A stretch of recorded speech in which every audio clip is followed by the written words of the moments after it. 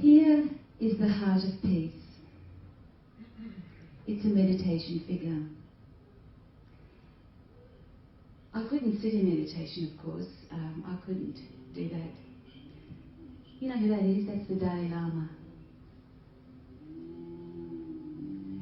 This is what... You needn't use sound, but this is the feeling. This is the healing feeling. I'll just let it go for a minute.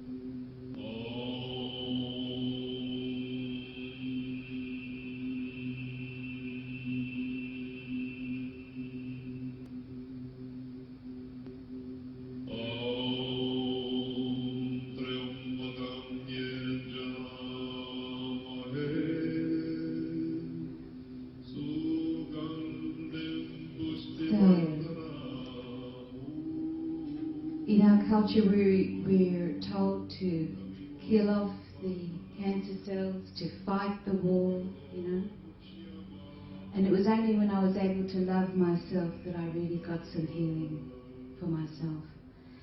Cancer is part of me, it's part of the body.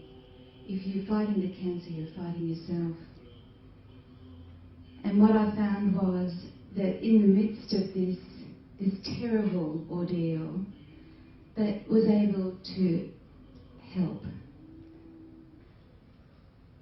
As I said, I couldn't actually sit in meditation, so and what I've done here, that pink around the heart, I was sending myself love, sending the tumours love. And it was inspired by the unconditional love of my mother.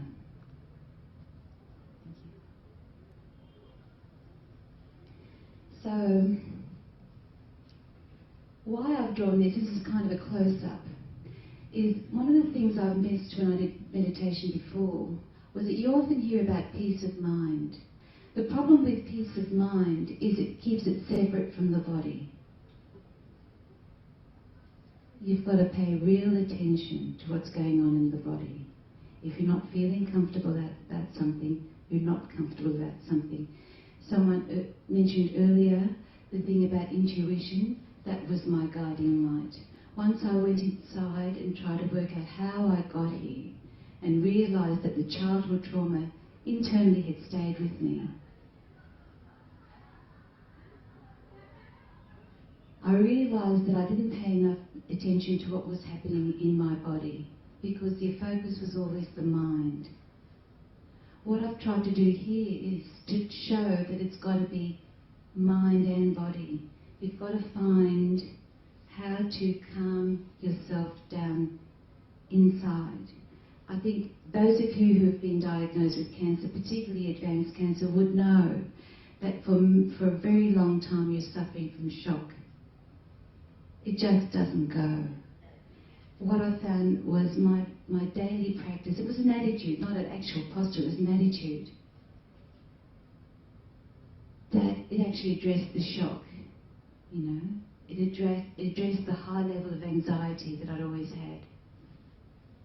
The meditation stuff was what was going on inside, but this is what I looked like on the outside. And I'm not exaggerating. I felt abandoned by God, if anything, to be honest. There was such a lot of suffering. I couldn't conceive of the usual understanding of God. If God does exist, and if there is a benevolent force in the world, it came from those people who didn't leave my side at the time I really needed them. So you could consider this the before. This is when I decided I was going to change my attitude to myself, to love myself finally. One thing to bear in mind is, if you've been brought into the world in traumatic circumstances, you may not realise that you are operating in high anxiety mode, because that high anxiety mode that you grow up with, you become familiar with, so you don't realise it's a problem. That was my problem. I didn't realise how high my anxiety state was. This is what I look like now. This is the after image, if you like. If you want to remember the three images, the last three: the before, the how, and the after. And what I've tried to do here is draw a light drawing by contrast to the others, because that's the reality. You know, my life and my health, my being is full of light now. Whereas when I was under morphine and all the rest of it, I was extremely depressed, suicidal in fact. So what I've tried to draw here is, you notice that the colour of it's sort of a yellow coloured board. The light of the board comes through on the face. And that's to convey that there's a lightness of being not previously felt.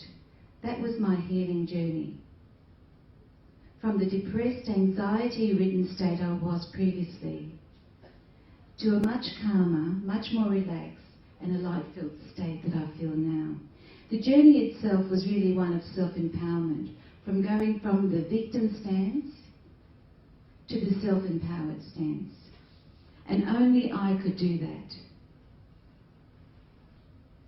Just to recap, and this is the final paragraph, I'll read it out. Okay, so my path to recovery was in taking an inner journey. And through taking that inner journey, the pathway towards healing revealed itself. That's where intuition comes in. It tells you what you need to do for yourself. And you've got to pay attention, or you could miss it, you know. And it began with the inquiry of my present life circumstances. What's happening to me right now? And this introspection led to spiritual and emotional healing, because that's what I was trying to figure out, is the emotional stuff, which finally, and quite surprisingly, has led to physical healing. So to put it in Don's words, deal with the causal factors first, then the rest will follow. That's the end of my presentation.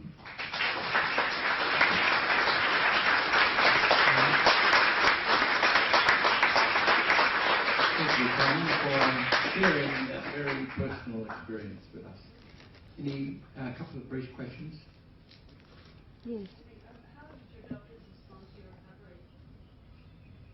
Surprise, to say the least. I used to argue with my doctor all the time. But lately, I was trying to get off about March last year, I came off my last medication. It was a big one. It was bisphosphonate, Zammit. It was for the bones, right? And I wanted to come off it. And previously, when I'd gone to see my doctor, I'd argue with him about things.